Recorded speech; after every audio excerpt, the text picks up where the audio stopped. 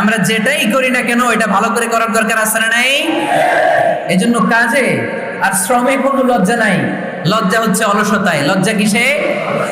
অলসতায়। বিষ্ণু ঈসা ইসলামের কাছে এক সাহাবী এসে বলল, ইয়া রাসূলুল্লাহ আ'তিনি শাইআন, আপনি আমাকে কিছু দান করেন, আমার কিছুই নাই। বিষ্ণু বললেন, তোমার কিছু নাই? সাহাবী বললেন, ইয়া রাসূলুল্লাহ ঘরে আমার শুধু দুইটি জিনিস আছে। কয়টা? চিল্লায় বলেন, কয়টা? এক হচ্ছে একটা জামা, দুই হচ্ছে পানি খাওয়ার একটা জগ। বিষ্ণু বললেন, এই দুইটাই নিয়ে আসো। বিশ্বনবীর কথা শুনে ওই সাহাবী ঘর থেকে জামা নিয়ে আসলেন, পানি খাওয়ার জগ নিয়ে আসলেন। বিশ্বনবী সাল্লাল্লাহু আলাইহি ওয়াসাল্লাম ওনার মুবারক হাত দিয়ে এক হাতে জামা ধরে আরেক হাতে পানির জগটা ধরে সাহাবীদের দিকে উদ্দেশ্য করে বললেন, মাইয়াশতারি হাদাইন, এই দুইটা জিনিস কেনার মতো কে কে আছে দেখি? কয়েকজন হাত তুললো। বিশ্বনবী বললেন, কত দিয়ে কিনবা? এক সাহাবী বলে, ইন্নী আশতারিহিমা বিদিরহাম, ও নবী যদিও এগুলো আমার দরকার নাই, কিন্তু আপনি যেহেতু নিলামে ডাক তুলেছেন, ইয়া রাসূলুল্লাহ ইয়া হাবিবাল্লাহ, আপনার সম্মানে আমি 1 দিরহাম দিয়ে দুইটা জিনিস কিনে নেব। 1 দিরহাম, একটা জামা, একটা পানি খাওয়ার জগ, দাম কত? 1 দিরহাম। বিশ্বনবী বললেন, না না, 1 দিরহাম তো অনেক কম হয়ে যায়, মাইয়াজিদু আলা যালিক, এর চেয়ে বেশি দামে কে কিনবা? আরেক সাহাবী হাত তুলে বলতে লাগলে, ইয়া রাসূলুল্লাহ ইয়া হাবিবাল্লাহ ওয়া ইন্নী আশতারিহিমা বিদিরহামাইন, আমি এই জামাটার পানি খাওয়ার জগটা 1 দিরহাম নয় 2 দিরহামের বিনিময়ে কিনতে চাই। বিষ্ণু ঈসা ইসলাম ওই সাহাবাকে দিয়ে দিলেন। দিয়ে 2 দিরহাম নিয়ে যে লোকটা ভিক্ষা করতে এসেছিল তার হাতে 2 দিরহাম দিয়ে বললেন, যাও 1 দিরহাম দিয়ে ঘরে খাবার কিনে দিয়ে আসো, আর 1 দিরহাম দিয়ে একটা কুঠার কিনে নিয়ে আসো। শুনতেছেন? কি কিনে নিয়ে আসো? কুঠার দিয়ে কি করে? গাছ কাটে। ওই সাহাবী কুঠার কিনে নিয়ে আসার পরে বিশ্বনবী নিজ হাতে কুঠারের মধ্যে একটা কাঠের হাতল লাগাই দিলেন। আল্লাহু আকবার। হাতল ছাড়া কুঠার ইউজ করা যাবে? বিশ্বনবী নিজ হাতে ওই কুঠারের ভেতরে একটা হাতল লাগাই দিলেন আর বললেন, লা উরিদু আন আরাকা 15 আইয়াম, এই কুঠার নিয়ে জঙ্গলে যাও, গায়ে অনেক শক্তি আছে, কাঠ কাটো, এই কাঠ কেটে বাজারে বিক্রি করো, সামনের 15 দিন যেন আমি আমার চোখের সামনে তোমার না দেখি। বিশ্বনবীর পরামর্শ অনুযায়ী কুঠার নিয়ে ওই সাহাবী জঙ্গলে চলে গেলেন। কাঠ কেটে বাজারে বিক্রি করতে করতে 15 দিন পরে 10 দিরহাম নিয়ে বিশ্বনবীর দরবারে হাজির হয়ে গেলেন। 10 দিরহাম নিয়ে বিশ্বনবীর কাছে হাজির হয়ে গেলেন। সাহাবী এসে বলল, ইয়া রাসূলুল্লাহ এখন আর আমার ভিক্ষা করা লাগে না, আমার গায়ে অনেক শক্তি আল্লাহ দিয়েছে, আই এম ভেরি এনার্জেটিক, আপনার দেয়া বরকতের কুঠার দিয়ে আমি কাঠ কেটে কেটে স্বাবলম্বী হতে শুরু করেছি। সুবহানাল্লাহ পড়েন। আমি এখন 10 দিরহামের মালিক। বিশ্বনবী বললেন, লা আইয়াহতাতিবা আহাদুকুম হুজমাতান আলা যাহরিহি খায়রুম মিন আইয়াসআলা শাইআন ফায়ু'তিয়াহু আও ইয়ামনাহু, যাদের গায়ে শক্তি আছে তারা ভিক্ষা না করে কাঠ কেটে পিঠে সেই বোঝা নিয়ে বাজারে বিক্রি করা অনেক ভালো। কারণ কারো কাছে যদি তুমি হাত পাতো সে দিতেও পারে, নাও দিতে পারে, আর কষ্ট করলে কষ্ট কোনোদিন বৃথা যায় না। চিল্লায় বলেন ঠিক কিনা? বিষ্ণু ঈসা ইসলামের অনুপ্রেরণায় এই সাহাবা অল্প কিছুদিনের ব্যবধানে স্বাবলম্বী হয়ে গেলেন। What is the moral of the story? বিশ্বনবীর এই প্রফেটিক স্টোরি থেকে আমাদের কি শিক্ষা? লেসন নাম্বার 1, বিশ্বনবী চাইলেই ওই 2 দিরহাম দিয়ে বলতে পারতো, যাও খাবার দাবার কিনে ফ্যামিলিতে দিয়ে আসো। সে ওই 2 দিরহাম নিয়ে খাবার দাবার কিনে ফ্যামিলিকে খাইয়ে রাত্রে আবার ভিক্ষায় নামতো। কথা কন, রাত্রে কি করতো? ভিক্ষায় নামতো। বিষ্ণু ঈসা ইসলাম তাকে কাজ করে খাওয়ার জন্য উৎসাহ দিলেন। পাশাপাশি বিষ্ণু ঈসা ইসলাম পার্মানেন্ট সলিউশন দিলেন। এজন্য পার্মানেন্ট সলিউশনের ব্যবস্থা করতে হবে। অনেকে আমরা যাকাত দেই, যাকাতের শাড়ি দেই, যাকাতের লুঙ্গি দেই, আছে না নাই? লক্ষ্মীপুরে এরকম দেয় নাকি? কি দেয়? হ্যাঁ, গাড়ি, গাড়ি দেয়, শাড়ি না। যাকাতের শাড়ি, যাকাতের লুঙ্গি বলতে কোনো কথা ইসলামে নাই। এগুলো খুব কম দামি শাড়ি, যাদেরকে এগুলো দেয়া হয় তাদেরকে অপমান করা হয়, ঠিক কি না?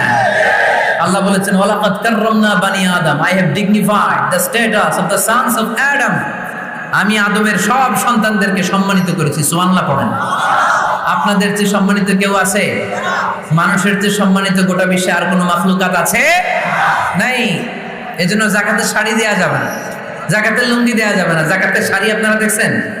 এটারে একবার ধোয়ার পরে দ্বিতীয়বার পরা যায় না। মশারি কি পাতলা, এর চেয়েও পাতলা। এই জন্য যাকাতের শাড়ি, যাকাতের লুঙ্গি বলতে ইসলামে কোনো পরিভাষা নাই। আপনাকে স্বাবলম্বী করে দেওয়ার চেষ্টা করতে হবে। যারা লক্ষ্মীপুর জেলায় বিজনেস ম্যাগনেট আছেন, তারা একসাথে হয়ে একটা স্ট্রং যাকাত ম্যানেজমেন্ট প্ল্যাটফর্ম করতে পারে, যেখান থেকে আপনারা বিভিন্ন থানায়, বিভিন্ন গ্রামে বাছাই করে করে কিছু ভাইদেরকে যাকাত দিতে পারেন স্বাবলম্বী করার উদ্দেশ্যে। যেই ফ্যামিলিকে আছে, কি নাম এটার? পল্লী উন্নয়ন ক্লাব। মাশাআল্লাহ, যাকাত ফান্ড দিয়ে বিদেশে লোক পাঠায়। এর চেয়ে সুন্দর পদ্ধতিতে যাকাত বিতরণ আর হতে পারে? যেই লোকটাকে, যেই ছেলেটাকে বিদেশে পাঠানো হয়েছে, ওই ফ্যামিলিটা আর কোনোদিন যাকাতের শাড়ি নেওয়ার জন্য লাইনে দাঁড়াবে? যেই ছেলেটাকে ওনারা অস্ট্রেলিয়ান গাভী কিনে দিছে, দুধ বিক্রি করে যেই ফ্যামিলিটা স্বাবলম্বী হতে শুরু করেছে, তারা আর কোনোদিন যাকাতের লাইনে যেয়ে দাঁড়াবে না। এজন্য যাকাত দিতে হবে স্বাবলম্বী করার জন্য। ইসলাম আমাদেরকে এটাই শিখিয়েছে, কাজ করে খেতে হবে। কাজে লজ্জা নেই, লজ্জা হচ্ছে অলসতায়। লজ্জা কিসে? আজকের আলোচনা থেকে এটা মুখস্থ করে নিতে হবে। কাজে লজ্জা নেই। লক্ষ্মীপুরের ইয়াংস্টারেরা শ্রমে লজ্জা নেই, পরিশ্রমে লজ্জা নেই, লজ্জা অলসতায়। লজ্জা কিসে? আরো জোরে। নবীরা কি এমনি এমনি বসে বসে খাইছে? কঠিন পরিস্থিতিতেও নবীরা পরিশ্রম করে উপার্জন করা লেগেছে, ঠিক কিনা? সাইয়েদনা মারিয়াম আলাইহিস সালাম, যার নামে আল্লাহ তাআলা কোরআনে একটা সূরা দিলেন, উনি পৃথিবীতে এমন একজন মহিয়সী নারী, যেই নারীর গর্ভে, যেই নারীর পেটের ভেতরে স্বামীর স্পর্শ ছাড়া সন্তান দিয়েছে কে? সাইয়েদনা ঈসা আলাইহিস সালাম পেটে আসলেন। মারিয়াম আলাইহিস সালাম লজ্জা পেলেন। হায় হায়, কেমন করে এলাকাবাসীদের কাছে আমি আমার মুখ দেখাবো? বিয়ে করি নাই, স্বামী নাই, বিয়ে হয় নাই, স্বামী নাই, কিন্তু পেটে সন্তান চলে এসেছে। হায় হায়, এলাকায় কেমনি মুখ দেখাবো? লজ্জায় পড়ে মারিয়াম আলাইহিস সালাম এলাকা থেকে চলে গেলেন। কি অবাক করা কাণ্ড! বাচ্চা ভূমিষ্ঠ হওয়ার জন্য, বড় হওয়ার জন্য 6 মাস 7 মাস লাগে নাই, পেটে বাচ্চা আসার সাথে সাথে বাচ্চাটারে বড় করে দিয়েছে কে? সাইয়েদাতুনা মারিয়াম আলাইহিস সালাম এবার বসে পড়লেন, বসতে আরম্ভ করলেন। প্রেগন্যান্সির পেইন উঠেছে। হঠাৎ করে পেট থেকে বাচ্চা ভূমিষ্ঠ হয়ে যাওয়ার পরে উনি কাঁপতে আরম্ভ করলেন। ক্ষুধার চোটে খাবার কিছু নাই, সামনে ঝর্ণা, উপরে একটা খেজুর গাছ। সাইয়েদনা ঈসা আলাইহিস সালামকে কোলে নিয়ে মারিয়াম আলাইহিস সালাম মনে মনে ভাবে, হায় রে, কেউ যদি একটু খেজুর পেড়ে দিত, এই ক্ষুধার মুহূর্তে আমি খেজুর খেয়ে পেটের ক্ষুধা নিবারণ করতাম। রব্বুল আলামিন মারিয়ামকে উদ্দেশ্য করে আয়াত নাজিল করে দিলেন, ওয়া হুজ্জি ইলাইকি বিজিযিন নাখলাতি তুসাকিত আলাইকি রাতাবান জানিয়া। কুরআন সাক্ষী, হুজ্জি ইলাইকি বিজিযিন নাখলা, এর মানে হচ্ছে মারিয়াম, কেউ পেড়ে দিবে না, একটু কষ্ট করে হাতটা উঁচু করে খেজুরের ডালা ধরে ঝাঁকুনি মারো, টস টসে কাঁচা পাকা খেজুর নিচের দিকে পড়বে, তারপর তুমি তুলে খাবে। সুবহানাল্লাহ পড়েন। আল্লাহ চাইলে অটোমেটিক্যালি কারামাত হিসেবে খেজুরগুলো নিচে ফেলতে পারতেন না? কথা কোন? খেজুরগুলো অটোমেটিক্যালি নিচের দিকে পড়ছে? পড়ে নাই। আল্লাহ শিক্ষা দিয়েছে, যেই পরিস্থিতিতে থাকো না কেন, তোমাকে শ্রম ব্যয় করে, কষ্ট করে তোমার উপার্জন করতে হবে, রিজিকের বন্দোবস্ত করতে হবে। চিল্লায় বলেন ঠিক কিনা? ইসলাম আমাদেরকে এটাই শিখিয়েছে, কাজে লজ্জা নাই। আবার বিশ্বনবী বললেন, ইন কামাতিস সাআ ওয়া ফি ইয়াদি আহাদিকুম ফাসিলাতুন, তোমাদের কারো হাতে যদি একটা চারা বীজ থাকে, সে যদি দেখে কিয়ামত হতে শুরু করেছে, ফাইন ইসতাতাআ আন ইয়াগরিসাহা ক্বাবলা আন তাকুমাস সাআ ফালইয়াগরিসহা, কারো হাতে একটা চারা বীজ নিয়ত করেছে, চারা বীজটা রোপণ করবে, ইন দ্য মিন টাইম দেখলো কিয়ামত হতে শুরু করেছে, বিশ্বনবী বললেন, যদি তোমার সুযোগ থাকে কিয়ামত হওয়ার আগে চারা বীজটা রোপণ করে দাও। কথা বুঝতে পেরেছেন? আপনার হাতে একটা চারা বীজ, আপনি প্ল্যান করেছেন এই চারা বীজটা রোপণ করবেন, ইন দ্য মিন টাইম দেখলেন কি হওয়া শুরু হয়েছে? ইযা যুলজিলাতিল আরদু জিলজালাহা, দ্য বিগেস্ট আর্থকোয়েক, ভূমিকম্প শুরু হয়েছে, কিয়ামত হয়ে যাবে। বিশ্বনবী বললেন, কিয়ামত হইতেছে ওদিকে, আর তোমার হাতে যদি চারা বীজ থাকে, দেরি করো না, কিয়ামত তোমার কাছ পর্যন্ত আসার আগে সুযোগ পেলে চারা বীজটা রোপণ করে দাও। ইসলাম শিখিয়েছে শেষ নিঃশ্বাস পর্যন্ত তোমাকে লড়ে যেতে হবে। এই পৃথিবীতে কেউ কাউকে জায়গা করে দেয় না, জায়গা করে নিতে হবে। এই পৃথিবীটা the life is not a bed of roses, এটা ফুল বিছানো কোনো ফুল সজ্জা নয়, এটা কণ্টকাকীর্ণ। কেউ আপনার স্পেস করে দিবে না, কেউ আপনাকে সুযোগ করে দিবে না, কেউ আপনার জায়গা করে দিবে না, বরং আপনি জায়গা করে নিলে টাইনা নিচে নামা। কথা বলেন? এজন্য কখনো অলসতাকে স্থান দেয়া যাবে রাসূল বাত্তালি দুক্কানু শয়তান, অলস মস্তিষ্ক শয়তানের আড্ডা। অলস যদি কেউ থাকে এটারে টেনে বেঁধে কাজে নামাবে, পারা যাবে? আলহামদুলিল্লাহ লক্ষ্মীপুরের অলস ছেলে পেলে নাই।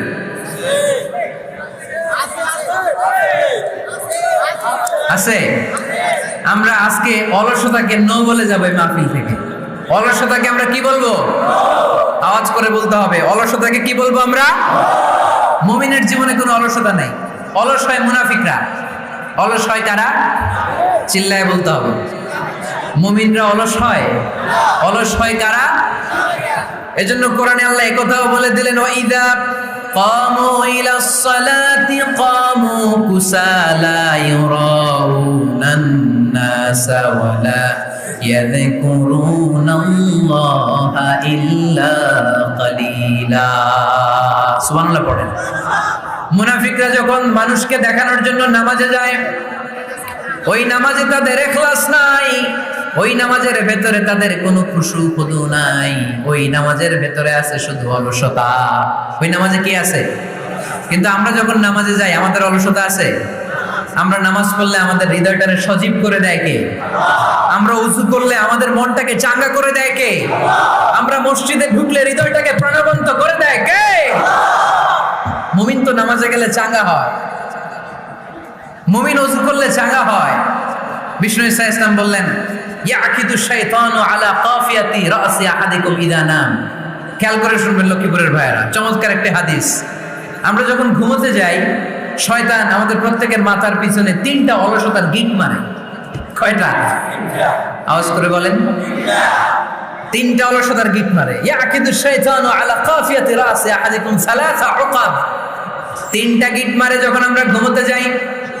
অলসতার 3টা গিট মেরে আমাদের কানের সামনে এসে ফিসফিস করে মন্ত্র পড়তে থাকে, আলাইসা লাইলুন তাওয়িলুন ফারহুদ, আলাইসা লাইলুন তাওয়িলুন ফারহুদ। বিশাল লম্বা রাত, ঘুমাও। অনেক সময় আছে, ঘুমাও।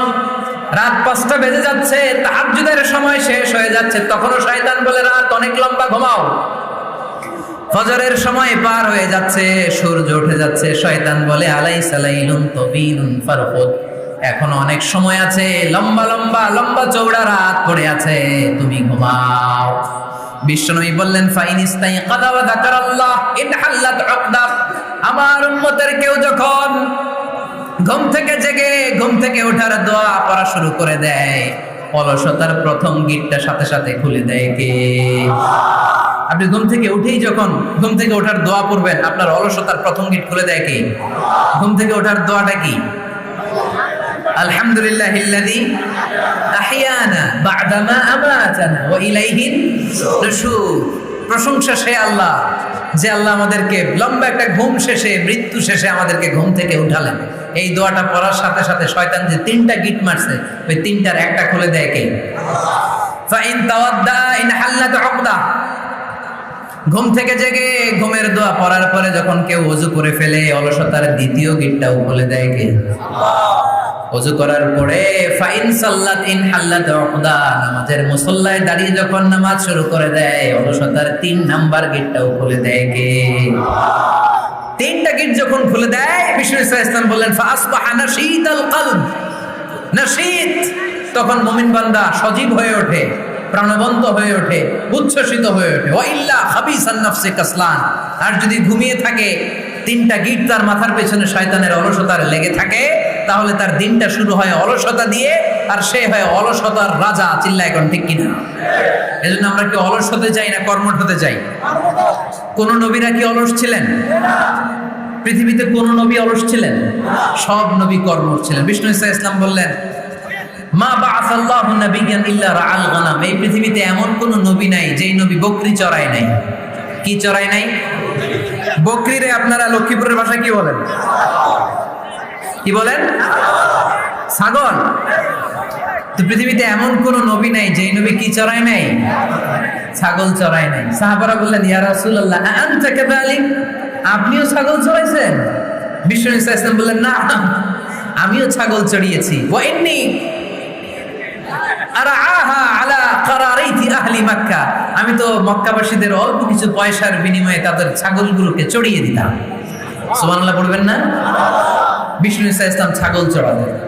ছাগল চড়ানো সহজ কাজ না কঠিন কাজ? কেন কঠিন এটা? হ্যাঁ, টেরা খুঁটি মারে। হ্যাঁ, কি করে? বসে থাকতে হয়। তো ছাগল যারা পালে তারা জানে ছাগল পালা কত কষ্ট। ওরে ডানে টান দিলেও কই যায়? রশি ধরে বায়ে টান দিলে কই যায়? সামনে টানলে কই যায়? পিছনে টানলে কই যায়? সারা সপ্তাহ আপনি সময় পান না এটারে গোসল করাবেন, ভাবলেন আজকে জুমার দিন আমিও গোসল করি, এটারে গোসল করাই। এটারে আপনি পুকুর ঘাটে নিবেন, টান দিয়েছেন, ওর বাপের কিরা ও 1 ইঞ্চিও সামনে যাবে না। ঠিক কি না? এই টেরা প্রাণী আল্লাহর কি মহিমা! আল্লাহ তাআলা পৃথিবীর সবচেয়ে শ্রেষ্ঠতম মানুষদেরকে ছাগল চড়িয়ে ছেড়েছেন। ঠিক কি না? মা বাআসাল্লাহু নাবিয়্যান ইল্লা রাআল গানাম, এই পৃথিবীতে এমন কোন নবী ছিল না যে নবীরা ছাগল চড়ায় নাই। আল্লাহ বুঝাতে চাইলেন ছাগল চড়ানো অনেক কষ্টের কাজ, অনেক ধৈর্যের প্রয়োজন। এখন নবীরা তোমরা ছাগল চড়াও, কিছুদিন পর ছাগলের চেয়েও টেরা জাতি মানুষ চড়াইতে হবে। মানুষের মধ্যেও টেরা আছে না নাই? ভালো বললে ভালোটা বুঝবে না, ডানে যেতে গেলে বায়ে যায়, বায়ে যেতে বললে ডাইনে যায়, এরকম আছে না নাই? সম্মানিত ভাইয়েরা, সমস্ত আম্বিয়া আলাইহিমুস সালাম ওনারা কর্মঠ ছিলেন। সাইয়েদনা আদম আলাইহিস সালাম নিজ হাতে চারা গাছ রোপণ করে চাষাবাদের কাজ করেছেন। সুবহানাল্লাহ পড়েন। সাইয়েদনা ইব্রাহিম আলাইহিস সালাম চাষাবাদের কাজ করেছেন। সাইয়েদনা দাউদ আলাইহিস সালাম নিজ হাতে যুদ্ধের জন্য যে পোশাক পরতে হয়, যেটা পরলে গায়ের মধ্যে ছুরি মারলেও ঢুকে না, ওই শিরস্ত্রাণ বানিয়েছেন, নিজ হাতে তলোয়ার বানিয়েছেন। সুবহানাল্লাহ পড়েন। সাইয়েদনা মুসা আলাইহিস সালাম ছাগল চড়িয়েছেন। সাইয়েদনা মুসা আলাইহিস সালামের মেজাজ নরম না গরম? নবীদের মধ্যে সবচেয়ে বেশি মেজাজওয়ালা নবী ছিলেন মুসা আলাইহিস সালাম। উনিও 8 থেকে 10 বছর সাইয়েদনা শুআয়ব আলাইহিস সালামের এরিয়াতে ছাগল চড়িয়েছেন। চিল্লায়ে বলেন সুবহানাল্লাহ। এজন্য নবীরা যেহেতু কাজ করেছেন, কর্মঠ ছিলেন, আমরাও কর্মঠ হব। ঠিক কি না? সাহাবারাও কর্মঠ ছিলেন, বিশ্বনবীর সাহাবারাও ব্যবসা করতেন। সাইয়েদনা আবু বকরের বিশাল ব্যবসা প্রতিষ্ঠান ছিল। সুবহানাল্লাহ পড়েন। আপনারা হজ উমরা করেছেন কে কে দেখি? করছেন? মাশাআল্লাহ। যারা করে নাই আল্লাহ তাদেরকে আল্লাহর ঘর জিয়ারতের তুমি নসিব করো। আমিন। বিশ্বনবীর মাকবারার সামনে দাঁড়িয়ে আমরা যেন সালাম পেশ করতে পারি, তুমি নসিব করো। আমিন। বাইতুল্লাহ শরীফে এবং মসজিদ নববীতে আমরা যেন সালাত আদায় করতে পারি, আল্লাহ তুমি নসিব করো। আমিন। সাইয়েদনা আবু বকর রাদিয়াল্লাহু তাআলা আনহুর ব্যবসা প্রতিষ্ঠান ছিল মক্কার কাবা ঘরের পাশেই। উনার ব্যবসা প্রতিষ্ঠানগুলো যেখানে ছিল ঠিক ওইখানে সৌদি সরকার এখন শপিং মল বানিয়ে দিয়েছে। মাতজার আবু বকর। মক্কা শহরের যেখানে বহিরাগতরা এসে ওখানে ছাগল, ওখানে ঘোড়া, উট এগুলো রাখতো, আস্তাবল রাখতো, ঘোড়া আর উট যেখানে রাখা হতো ঠিক ওই জায়গায় সৌদি সরকার ওটার পার্কিং লট বানাই দিচ্ছে। মানে যেখানে আগে সাহাবাদের ব্যবসার জায়গা, ওইখানে বর্তমানে শপিং মল। যেখানে আগের সময়কাল সাহাবারা উট আর ঘোড়া রেখে বাঁধতো, ওইখানে এখন গাড়ি ঘোড়া রাখার ব্যবস্থা করা হয়েছে। সাইয়েদনা আবু বকর অনেক বড় ব্যবসায়ী ছিলেন। ওনার নিজ টাকা দিয়ে হাবাসা থেকে আসা সাইয়েদনা বেলালকে তিনি 20,000 স্বর্ণ মুদ্রা দিয়ে উমাইয়া। সাইয়েদনা উসমান যুন্নুরাইন বড় ব্যবসায়ী ছিলেন। নিজের টাকা দিয়ে মদিনার মুসলমানেরা পানি খেতে পারে না, বীরে রুমা নামে একটা কুয়া ছিল, এই কুয়ার মালিক ছিল ইহুদি। মুসলমানেরা পানি খেতে গেলে এসে বকা দিত, পানি খেতে দিত না। বিশ্বনবী বললেন, আমার সাহাবীদের মধ্যে এমন কি কেউ নাই নিজের অর্থায়নে বীরে রুমা কিনে মুসলমানদেরকে দিয়ে দিবে? সাইয়েদনা উসমান যুন্নুরাইন বলল, ইয়া রাসূলুল্লাহ, আপনার খেদমতে আমি হাজির। মুহূর্তের মধ্যে সাইয়েদনা উসমান যুন্নুরাইন নিজের অর্থায়নে বীরে রুমাটা কিনে মুসলমানদের জন্য সদকা করে দিয়েছে। তো ব্যবসা না করলে, কর্মঠ না হলে, উপার্জন না হলে সদকা করা যাবে? চিল্লায় বলেন করা যাবে? সুনানে তিরমিজির বর্ণনা, বিষ্ণু ঈসা ইসলাম মক্কা থেকে যত সাহাবারা হিজরত করে মদিনায় এসেছে, মদিনাতে কোন না কোন সাহাবার সাথে বিশ্বনবী ভ্রাতৃত্বের বন্ধনে আবদ্ধ করে দিয়েছে। সুবহানাল্লাহ পড়েন। এজন্য মক্কা থেকে যারা এসেছে এদেরকে বলে মুহাজির, এদেরকে কি বলে? আর মদিনায় যারা ছিল এদেরকে বলে আনসার, এদেরকে কি বলে? আওয়াজ করে উত্তর দিবেন। মক্কা থেকে যারা এসেছে তাদের নাম মুহাজির, আর যারা মদিনার সাহাবী তাদের নাম আনসার। আজকে এই মাহফিলে লক্ষ্মীপুর এর বাইরে থেকে কারা কারা আসছেন দেখি?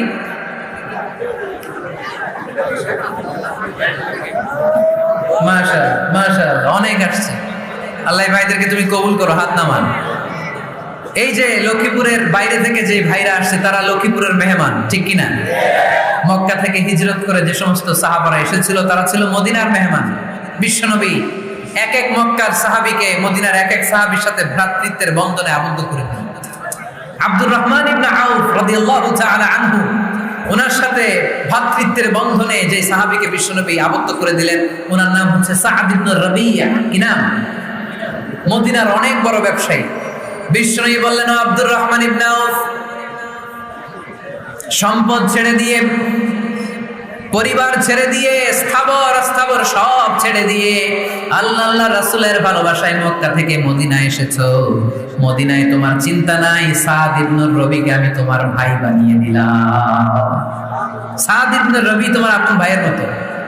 সাদ ইবনে রবি বলল, আব্দুর রহমান, জীবনে তোমারে কোনোদিন দেখি নাই, তোমারে আমি চিনি না, তোমার নাম শুনি নাই, কিন্তু বিশ্বনবীতে তোমার দায়িত্ব আমাকে দিয়েছে। আমার যে বড় ধনী মদিনার মধ্যে দ্বিতীয় কেউ নাই। আজ থেকে তুমি আমার ভাই, আজ থেকে তুমি আমার কি? আল্লাহ আমাকে যত সম্পত্তি দান করেছে তার অর্ধেক সম্পত্তি আমি তোমার নামে দিয়ে দিলাম। ও আব্দুর রহমান ইবনে আউফ, শুধু তাই নয়, রব্বুল আলামিন আমাকে দুইজন স্ত্রী দিয়েছে। কয়জন? তুমি দেখো আমার কোন স্ত্রীকে তোমার বেশি ভালো লাগে, যার নাম তুমি বলবে সাথে সাথে আমি তারে তালাক দিয়ে দিব। তার ইদ্দত পালন শেষে তুমি তাকে বিয়ে করে তোমার সাথে নিয়ে যাবা। সুবহানাল্লাহ। কারণ বিশ্বনবী তোমার দায়িত্ব আমার কাছে দিয়েছে, তুমি আমার ভাই। আমি মদিনার সবচেয়ে বড় ধনী, আমার অর্ধেক সম্পদ আমি তোমারে দিয়ে দিব। আমার দুই স্ত্রীর এক স্ত্রীকে তোমারে দিয়ে দিব। সাইয়েদনা আব্দুর রহমান ইবনে আউফ এই কথা শুনে অবাক হলেন। অবাক হয়ে উনিও এক অবাক কথা বললেন। উনি বললেন, লা হাজাতা লি ফি ইয়া আখি, ও আমার প্রাণের ভাই, তোমার কথা শুনে আমার হৃদয়টা ভরে গিয়েছে, কিন্তু তোমার সম্পদেরও দরকার আমার নাই, তোমার স্ত্রীরও দরকার আমার নাই। বারাকাল্লাহু ফি মালিক ওয়া লি আহলিক, আল্লাহ তোমার মালেও বরকত দেখ, তোমার সম্পদেও বরকত দেখ। তুমি শুধু একটু কষ্ট করবা। কি কষ্ট? দুল্লানি আলা সুক, show me the way to the market.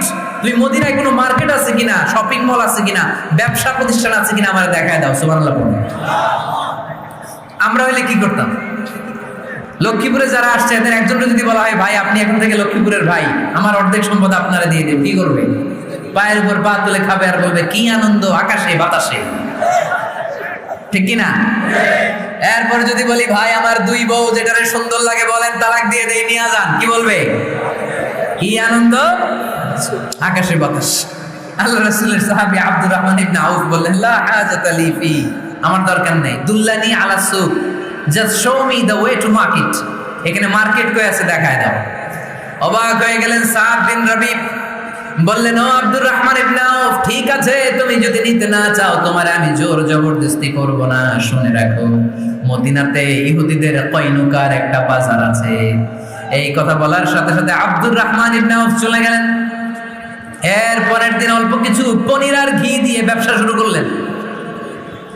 পনির আর ঘিয়ের ব্যবসা করতে করতে করতে করতে ব্যবসায় তিনি এত লাভ করলেন, উনি বললেন, আমি যদি কখনো মদিনার বালুর মধ্যে হাত দিতাম, ওই বালুটারও সোনা বানায় দিত কে?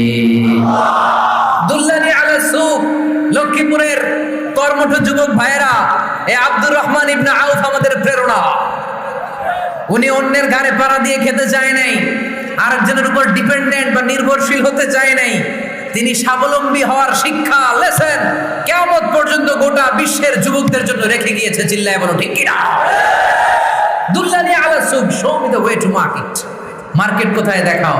পনির আর ঘি নিয়ে ব্যবসা করতে করতে কয়েক মাসের ব্যবধানে ইতিহাস সাক্ষী, সাইয়েদনা আব্দুর রহমান ইবনে আউফ মদিনার বিশাল বড় বিজনেস ম্যাগনেটে পরিণত হয়ে গেলেন। চিল্লায় পড়েন আল্লাহু আকবার।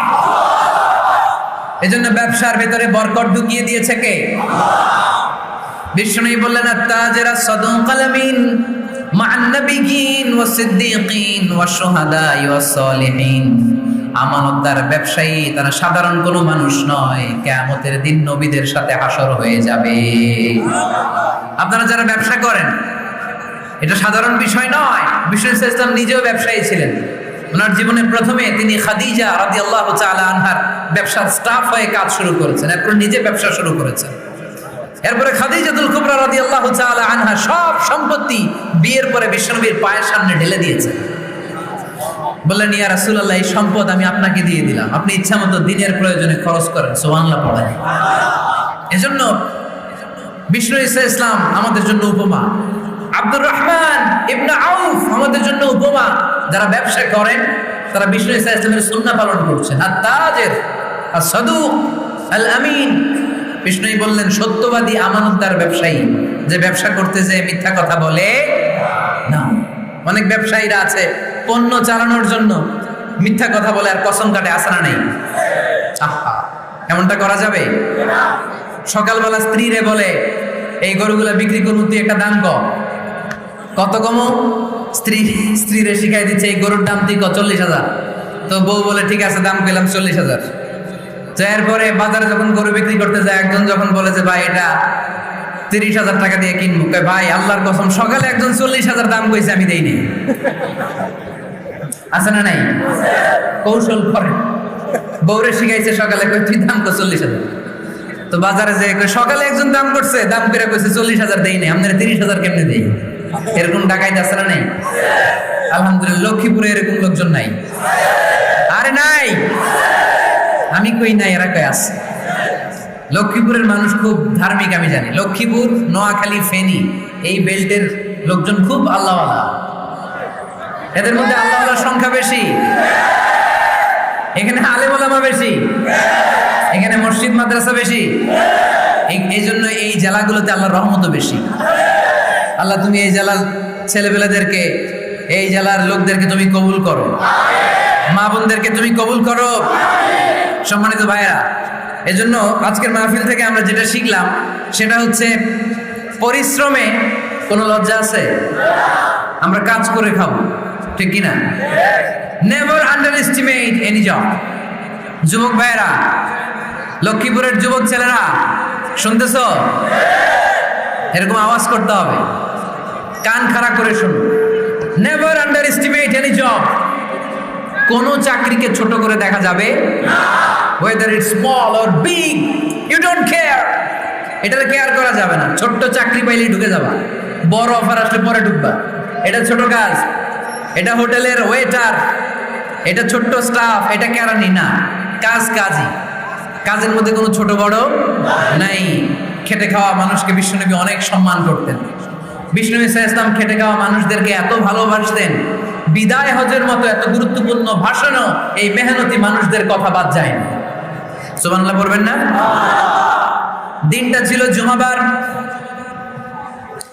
বিষ্ণু ইসলাম আরাফাতের ময়দানে দাঁড়িয়ে ঐতিহাসিক একটা ভাষণ দিলেন। এই ভাষণের নাম হলো বিদায় হজের ভাষণ। এই বিদায় হজের ভাষণেও খেটে খাওয়া মানুষের কথা বিশ্বনবী বাদ দেয় না। বিশ্বনবী বলেছেন, আরিক্কাকুম, খবরদার, অধীনস্থ কর্মচারীদের সাথে খারাপ আচরণ করো না। আতঈমুহুম মিম্মা তাকুলুন ওয়াকসুহুম মিম্মা তালবিসুন। খবরদার, মনে রেখো, তোমরা যা খাবে তোমাদের অধীনস্থ কর্মচারীদেরও তা খাওয়াবে, তোমরা যা পড়বে তাদেরও তা পড়াবে। বিশ্বনবী শেষ নিঃশ্বাস ত্যাগ করে যাওয়ার আগে যেই কয়েকটা কথা বলেছিলেন, তার মধ্যে মেহনতি মানুষদের জন্য কথা আছে। বিষ্ণু ইসলাম যখন শেষ নিঃশ্বাস ত্যাগ করবেন, তিনি বলেছিলেন, আসসালাত আসসালাত, উম্মতেরা, নামাজ নামাজ নামাজ ছেড়ে দিও না, নামাজ তরক করো না, নামাজ কাজা করো না। আর বলেছিলেন, ওমা মালাকাত আইমানুকুম, অধীনস্থ কর্মচারীদের সাথে খবরদার খারাপ আচরণ করো না। যারা কর্মচারীদের সাথে খারাপ আচরণ করে, যারা মানুষের কাছ থেকে শ্রম নিয়ে কাজ করিয়ে টাকা দেয় না, কিয়ামতের দিন তাদের বিরুদ্ধে মামলা দায়ের করবে কে? আল্লাহ। কে করবে? আল্লাহ। হাদিসে কুদসি সাক্ষী বিষ্ণু ইসলাম বলেন, আল্লাহ তাআলা ফরমান, আনা খাসমুহুম সালাসাতুন আনা খাসমুহুম ইয়াউমাল কিয়ামা। তিন শ্রেণীর ব্যক্তির বিরুদ্ধে আল্লাহ বলেন, আমি নিজেই কিয়ামতের দিন মামলা দায়ের করব। I will be against them in the day of judgment. Three categories of people I will be against them in the day of judgment. তিন শ্রেণীর লোক কিয়ামতের দিন তারা ছাড় পাবে না। আল্লাহ বলেন আমি নিজেই তাদের বিরুদ্ধে মামলা দায়ের করব। এর মধ্যে এক শ্রেণীর লোক হচ্ছে রাজুলুন ইস্তাআজারা জিরান ফাস্তাউফা মিনহু ওয়া লাম ইয়াতি আজরা। একজন শ্রমিক ভাড়া করে তার কাছ থেকে কাজ নিয়েছে কিন্তু তার পারিশ্রমিক আদায় করে নাই। এরকম আছে না নাই? দাপট দেখায় ইউনিভার্সিটির ক্যান্টিনগুলোতে। ইউনিভার্সিটির ক্যান্টিনে যে খায় মাগার বিল দেয় না, এরকম টাকাইতে আছে না নাই? চায়ের দোকানে চা খেয়ে আগে পরে দিব বিল দেয় না, আছে না নাই? দোকানে যে পণ্য কিনে বিল দেয় না, পরে দিব, আছে না নাই? কিয়ামতের দিন আল্লাহ তোরে মাস্তানি ছুটাবে, চিল্লা এখন ঠিক কিনা? আনা খাসমুহুম, আমি নিজেই তাদের বিরুদ্ধে মামলা দায়ের করব। কথাটা কার? এজন্য বিশ্বনবী বললেন খবরদার, মেহনতি মানুষ, খেটে খাওয়া মানুষ, এদের দোয়া কবুল হয়ে যায়। আতুল আজিরা আজরাহু ক্বাবলা আন ইয়াজিফা আরাকুহু। খবরদার, বিশ্বনবী বললেন শ্রমিকের ঘাম শুকিয়ে যাওয়ার আগে তাদের পারিশ্রমিক মিটিয়ে দাও। বিশ্বনবীর বিখ্যাত হাদিস, আতুল আজিরা আজরাহু ক্বাবলা আন ইয়াজিফা আরাকুহু। শ্রমিকের ঘাম মাটিতে লাগার আগে, শুকিয়ে যাওয়ার আগে তাদের পারিশ্রমিক মিটিয়ে দাও। কেননা তারা যদি বদদোয়া করে তোমার জীবনকে জাহান্নাম বানিয়ে দিবে কে? বিষ্ণু ইসলাম সব সময় খেটে খাওয়া মানুষদেরকে আগলে রাখতেন। সব সময় শুধু যে ভাষণে মেহনতি মানুষদের সাথে ভালো আচরণ করতে বলতেন, শ্রমিকদের সাথে ভালো আচরণ করতে বলতেন এমনটা নয়। ওনার ব্যক্তিগত জীবন ঘাটলেও দেখা যায় উনি শ্রমিকদের সাথে কেমন আচরণ করেছেন। বিষ্ণু ইসলামের একজন খাদেম ছিল, আপনারা তার নাম জানেন? কি নাম? সবাই বলেন আনাস। আওয়াজ করে বলেন বিশ্বনবীর খাদেমের নাম। নামটা কেমন লাগে? ভালো লাগে? ছেলে হইলে রাখবেন তো? রাখবেন? অনেকে আমার জিজ্ঞেস করে যে আমার একটা ছেলের নাম বলে দেন। এই এলাকার যদি কারো সম্ভাব্য আগন্তুক 2-1 মাস পরেই ছেলে পৃথিবীতে আসবে, এর নাম রাখবেন আনাস। নাম কি রাখবেন? খাদিমু রাসূলিল্লাহ, আল্লাহ রাসূল সাল্লাল্লাহু আলাইহি ওয়াসাল্লামের খাদেম। এই খাদেমের কাছ থেকে একটু শুনেন ওনার মালিক কেমন ছিল। শুনবেন নাকি কষ্ট হচ্ছে? সম্মানিত ভাইয়েরা খেয়াল রাখবেন, কোন পীর সাহেবের ব্যাপারে যদি আপনি রিপোর্ট চান, পীর সাহেবের বউয়ের কাছ থেকে শুনবেন। কথা কয় না? বোঝে নাই বোধ হয়। একজন পীর সাহেব হুজুর উনি কেমন, রিপোর্ট দিবেন কার কাছ থেকে? কার কাছ থেকে? বউয়ের কাছ থেকে। একজন বড় সাহেব, বড় নেতা, তার ব্যাপারে যদি রিপোর্ট পেতে চান, আমি কয়েকটা জায়গা বলে দিই, এই জায়গাগুলো থেকে রিপোর্ট নেবেন। 1 নাম্বার তার ড্রাইভার, 1 নাম্বার। 2 নাম্বার তার বাড়ির দারোয়ান, 2 নাম্বার। 3 নাম্বার তার খাদেম, 3 নাম্বার। 4 নাম্বার তার ঘরের কাজের মেয়ে, 4 নাম্বার। এদের কাছ থেকে আসল রিপোর্ট পাওয়া যায়, ঠিক কিনা? এবার বিশ্বনবীর ব্যাপারে বিশ্বনবীর খাদেম কি বলে শুনবেন? বুঝে নাই বোধহয়। বিশ্বনবীর ব্যাপারে বিশ্বনবীর খাদেম কি কমেন্টস করছে শুনতে চান? খাদেমের নাম আরো জোরে বলতে হবে। আনাস রাদিয়াল্লাহু তাআলা, আনাস রাদিয়াল্লাহু তাআলা আনহু বলেন, বিশ্বনবী যখন মক্কা থেকে মদিনায় হিজরত করে আসলেন, মদিনার অলিতে গলিতে আনন্দের বন্যা বয়ে গেল। তলা আল বাদরু আলাইনা বলে সবাই বিশ্বনবীকে বরণ করে নিল। সবাই বিশ্বনবীর সাথে দেখা করতে আসলো। সবাই যখন আনসারী নারী পুরুষরা দেখা করতে যায়, আমার আম্মাও বলল, আনাস মক্কা থেকে বিশ্বনবী এসেছে, চলো তোমারে নিয়ে দেখা করতে যাই। আনাসের মা, আনাস রাদিয়াল্লাহু তাআলা তখন খুব ছোট্ট, তিনি যে দেখে মানুষের ভিড়ে আনাসকে নিয়ে সামনে যাওয়া যায়। আর তিনি দেখলেন মদিনার অলিতে গলিতে মানুষের ভিড়, আনসারী আবাল বৃদ্ধ বনিতা নারী পুরুষ সবাই বিশ্বনবীর সাথে দেখা করছে। আর যারাই দেখা করছে হাতে কোনো না কোনো হাদিয়া নিয়ে বিশ্বনবীর সাথে দেখা করতেছে। সুবহানাল্লাহ কইবেন না? আনসারী যত সাহাবারা বিশ্বনবীর সাথে দেখা করতে এসেছে, কি নিয়ে আসছে? কথা কয় না?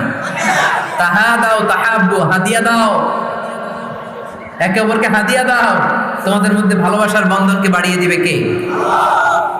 আনাসের মা বললেন, আমি মানুষ ধাক্কাতে ধাক্কাতে বিশ্বনবীর সামনে পর্যন্ত গেলাম, যে দেখি সবাই বিশ্বনবীর হাদিয়া দেয়।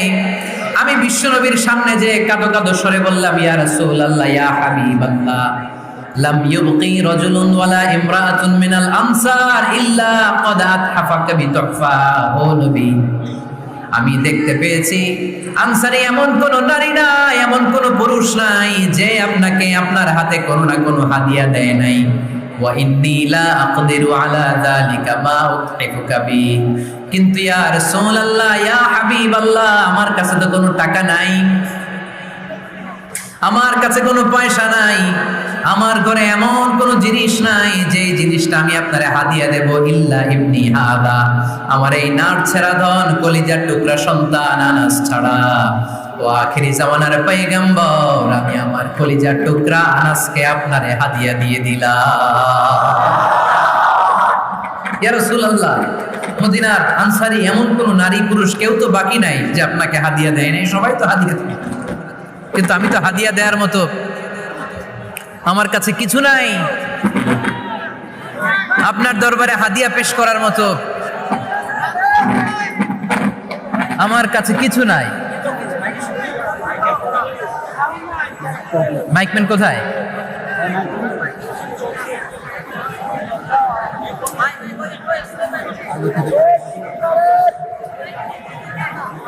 কোথায় মাইকম্যান? কি সমস্যা?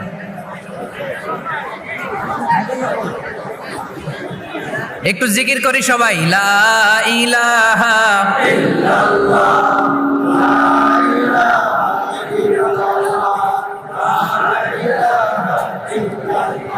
লা ইলাহা ইল্লাল্লাহ মুহাম্মাদুর রাসূলুল্লাহ সাল্লাল্লাহু।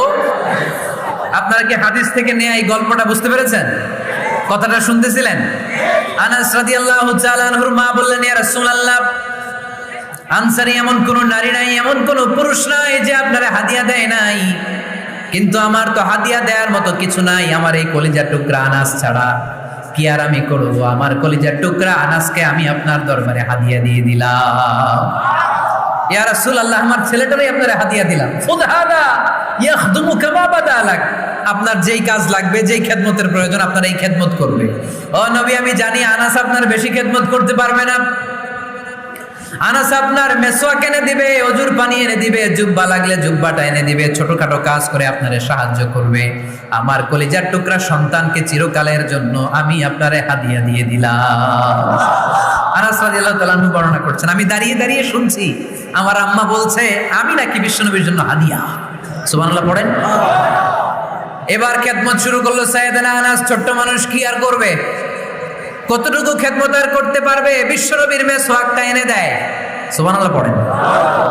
বিশ্বনবীর আতরের শিশিটা এনে দেয়, বিশ্বনবীর জাইতুনের তেলের বোতলটা আগিয়ে দেয়, বিশ্বনবীর জামাটা প্রয়োজনে বিশ্বনবীর হাতে এনে দেয়।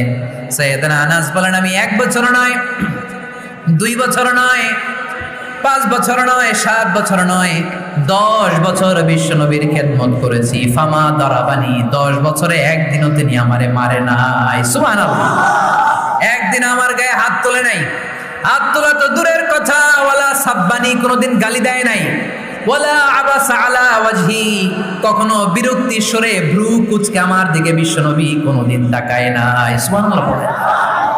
কোনোদিন আমার গায়ে হাত তোলে নাই। আরে হাত তোলা তো দূরের কথা, আমাকে ধমকি পর্যন্ত দেয় নাই। ধমকি দেয়া তো দূরের কথা, আমরা অনেক সময় বিরক্ত হয়ে ভ্রু কুচকাই না, এরকম বিরক্তি হলে আমরা কারোর প্রতি বিরক্ত হলে কি হয়? কপাল ভ্রু কুচকে ওঠে, ঠিক কিনা? সাইয়েদনা আনাস বললেন, কোনোদিন মারে নাই।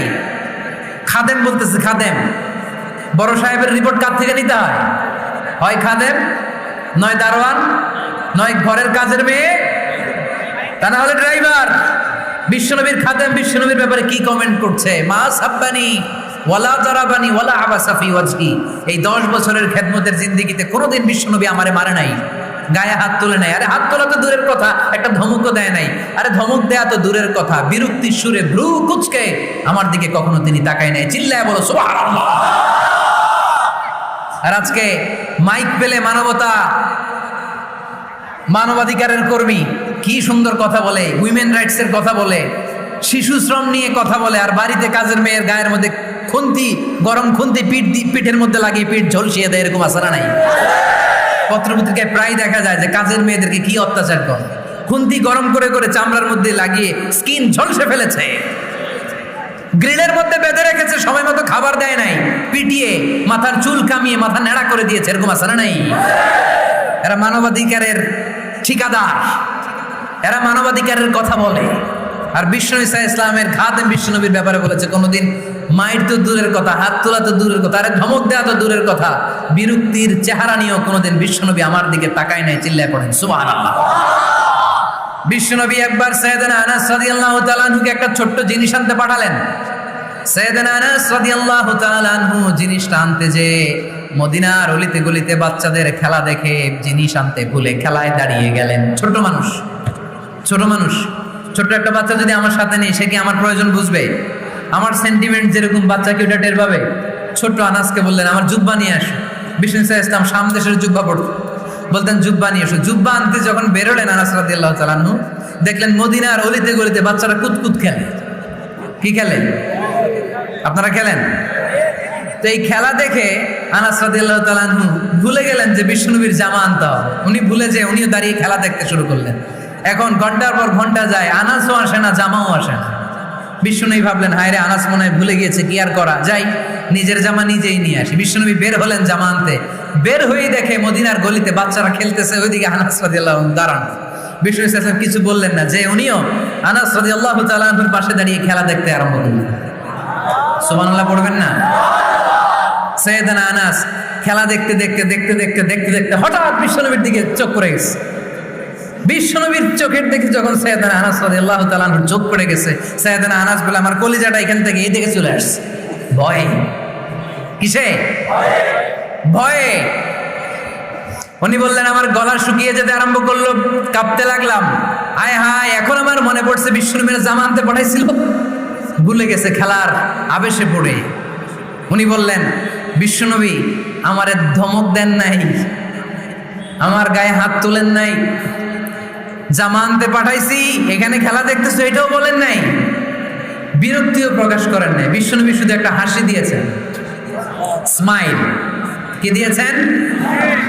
একটা মুচকি হাসি দিয়েছেন। কি হাসি?